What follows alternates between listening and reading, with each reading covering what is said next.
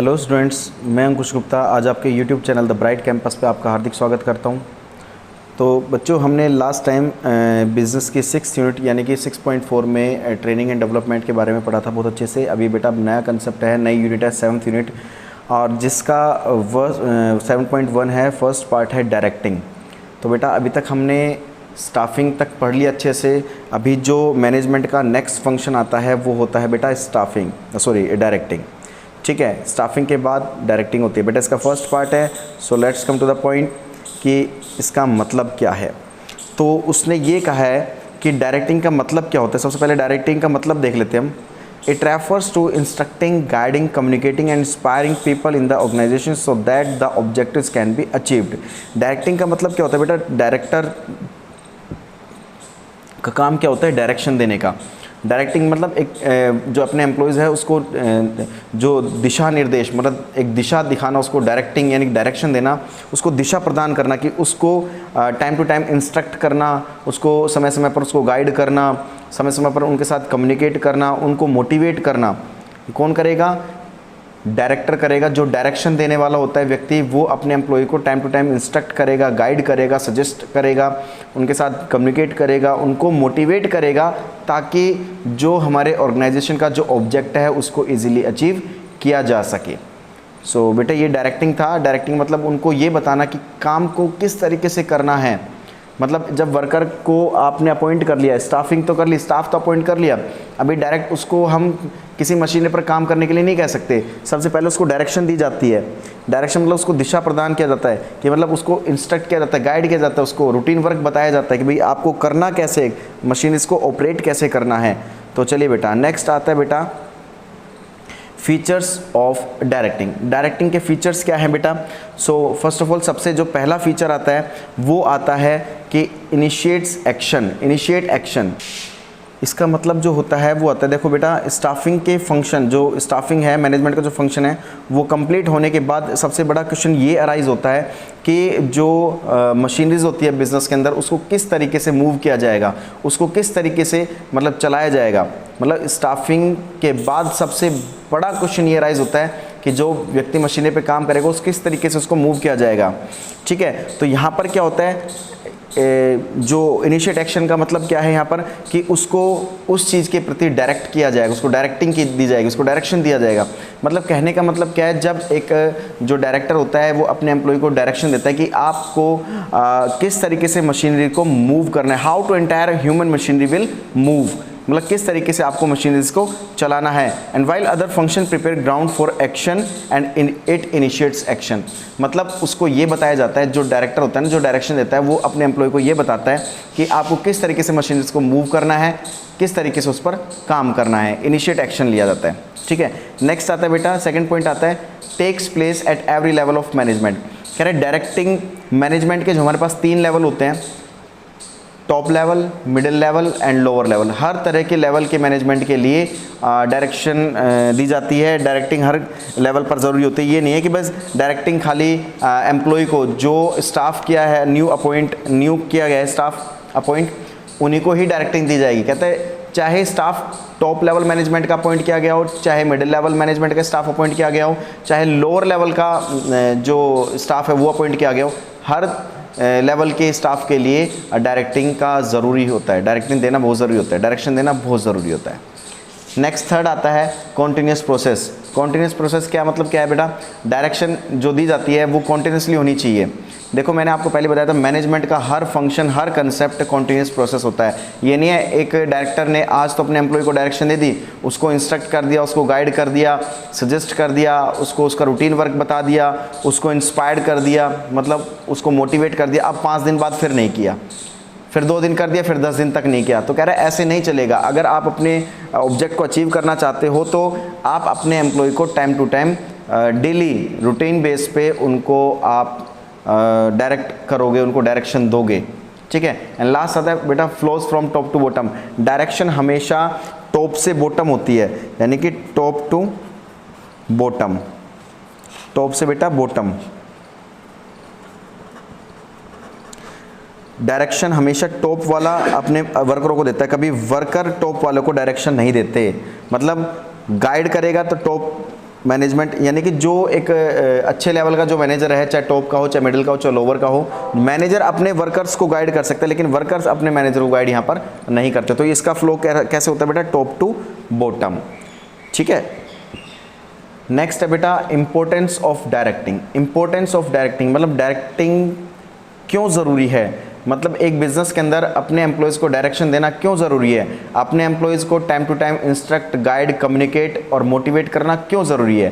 तो सबसे पहला जो आता है, इट इनिशिएट एक्शन। मैं आपको बता देता हूँ, जब भी किसी एम्प्लॉय को अपॉइंट किया जाता है, तो अपॉइंट कर किया जाता है तो मैनेजमेंट के सबसे पहले जो 3 फंक्शन होते हैं, प्लानिंग, ऑर्गेनाइजिंग एंड स्टाफिंग, ये कंप्लीट होने के बाद जो चौथी चीज़ आती है वो क्या आती है हमारे पास, कि अब उसको ये बताना है कि आपको जो काम दिया जाएगा, जिस मशीन पर काम दिया जाएगा, वो आपको किस तरीके से मूव करनी है। यानी कि I mean to say that, but मतलब कहने का मतलब क्या है, किस तरीके से मशीनरी को यूज़ करना है, कब करना है, कैसे करना है, कितना मशीन इसको यूज़ किया जाएगा।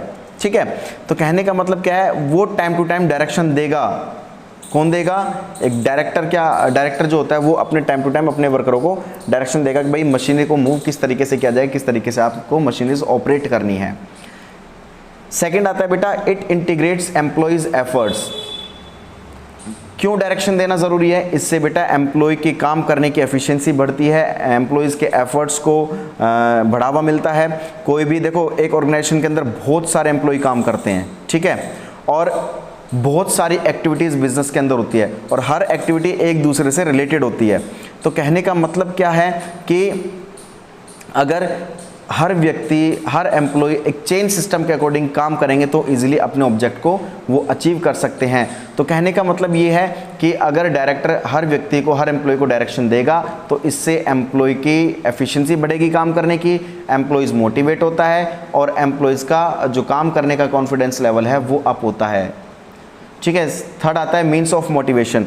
मतलब कहने का मतलब क्या, डायरेक्टिंग का मतलब ही क्या है, अगर कोई डायरेक्टर अपने एम्प्लॉयज़ को डायरेक्शन दे रहा है तो इट मीन्स वो सीधा सीधा उसको मोटिवेट कर रहा है काम करने के लिए। ठीक है, वो उसको काम सिखा रहा है, वो उसको इंस्ट्रक्ट कर रहा है, वो उसको गाइड कर रहा है, वो उसको सजेस्ट कर रहा है, वो उसको इंस्पायर कर रहा है, वो उसको मोटिवेट कर। तो कहने का मतलब क्या है, अगर कोई भी व्यक्ति किसी दूसरे व्यक्ति को कोई काम सिखाता है तो समझ लो वो उसको मोटिवेट कर रहा है, वो अपने एम्प्लॉय को मोटिवेट कर रहा है काम के प्रति। तो कह रहे डायरेक्टिंग का मतलब ही क्या होता है, मोटिवेट करने के लिए भी डायरेक्टिंग का होना बहुत ज़रूरी है। ठीक है, हर एम्प्लॉय को मोटिवेट करने के लिए डायरेक्शन का होना बहुत ज़रूरी है। एंड लास्ट फोर्थ पॉइंट आता है, create balance in organisation. Create balance in the organisation कहने का मतलब पता है क्या है, कई बार इंडिविजुअल और ऑर्गेनाइजेशन दोनों के ऑब्जेक्ट्स अलग अलग होते हैं। मतलब देखो, कहने का मतलब क्या है, एक तो होता है पर्सनल ऑब्जेक्ट, एक होता है ऑर्गेनाइजेशनल ऑब्जेक्ट। कई बार क्या होता है कि क्लैशेस क्रिएट हो जाते हैं एक इंडिविजुअल और एक ऑर्गेनाइजेशन के अंदर। वो इंडिविजुअल पर्सन सोचता है मुझे कोई भी लेना देना नहीं है ऑर्गेनाइजेशन से, मुझे मेरे पर्सनल ऑब्जेक्ट से बस मुझे मतलब है कि बस मुझे बेनिफिट होना चाहिए, मेरी सैलरी अच्छी होनी चाहिए, मेरा प्रमोशन अच्छा होना चाहिए, मेरा भाई स्टेटस अच्छा होना चाहिए, ठीक है, मुझे अवार्ड्स मिलने चाहिए, मुझे ऑर्गेनाइजेशन से कोई मतलब नहीं है, उसको प्रॉफिट हो या फिर लॉस हो। तो क्या करता है कि भाई इस क्लैशेस को दूर करने के लिए, एक ऑर्गेनाइजेशन का ऑब्जेक्टिव और एक इंडिविजुअल के ऑब्जेक्टिव को, क्लैशेस को दूर करने के लिए यहाँ पर डायरेक्टिंग की ज़रूरत होती है। डायरेक्टिंग मीन्स उनको, एम्प्लॉयज़ को मोटिवेट किया जाता है कि भाई ये ऑर्गेनाइजेशन आपकी ही है, ठीक है, इस ऑर्गेनाइजेशन को आपको ही डेवलप करना है।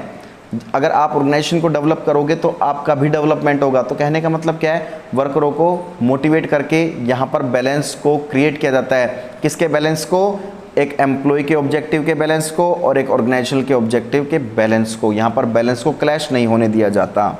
ठीक है बेटा, नेक्स्ट आता है बेटा एलिमेंट्स ऑफ डायरेक्टिंग।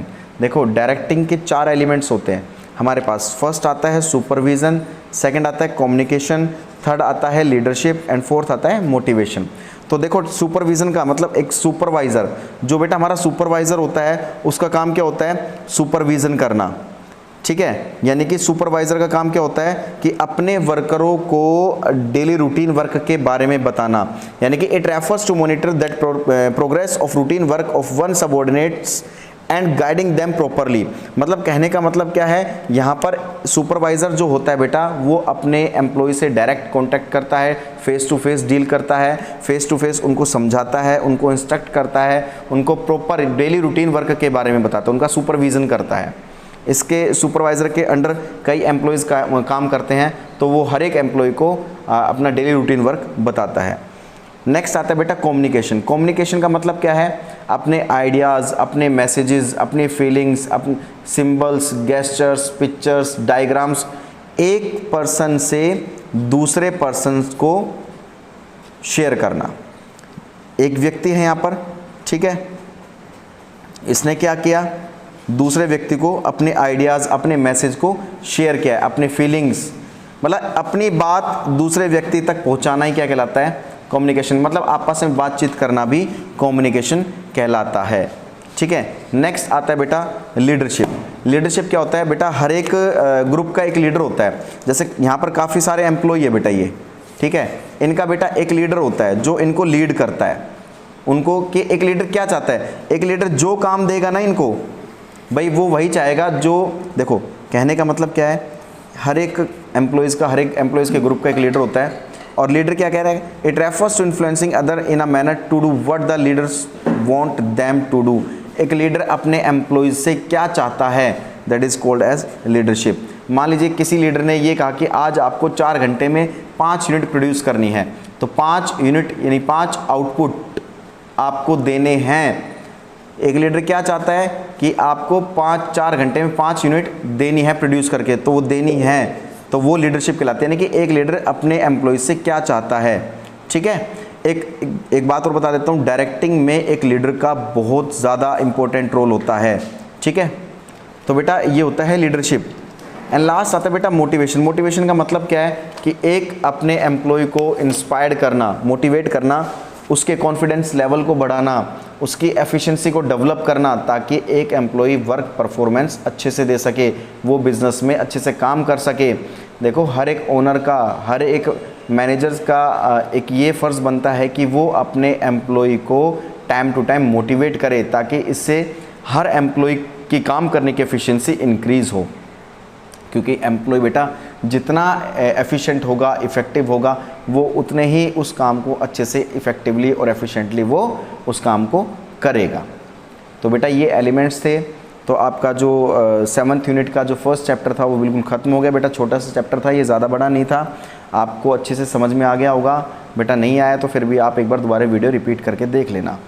तो बेटा thank you so much, next video में फिर मिलेंगे। और बेटा जितना हो सके हमारे bright campus, the bright campus channel को जितना हो सके लाइक, सब्सक्राइब एंड शेयर कीजिए। जो भी पूरे देश में पढ़ने वाले जो भी बच्चे हैं उन तक ये वीडियोस पहुंचाइए, ठीक है। धन्यवाद।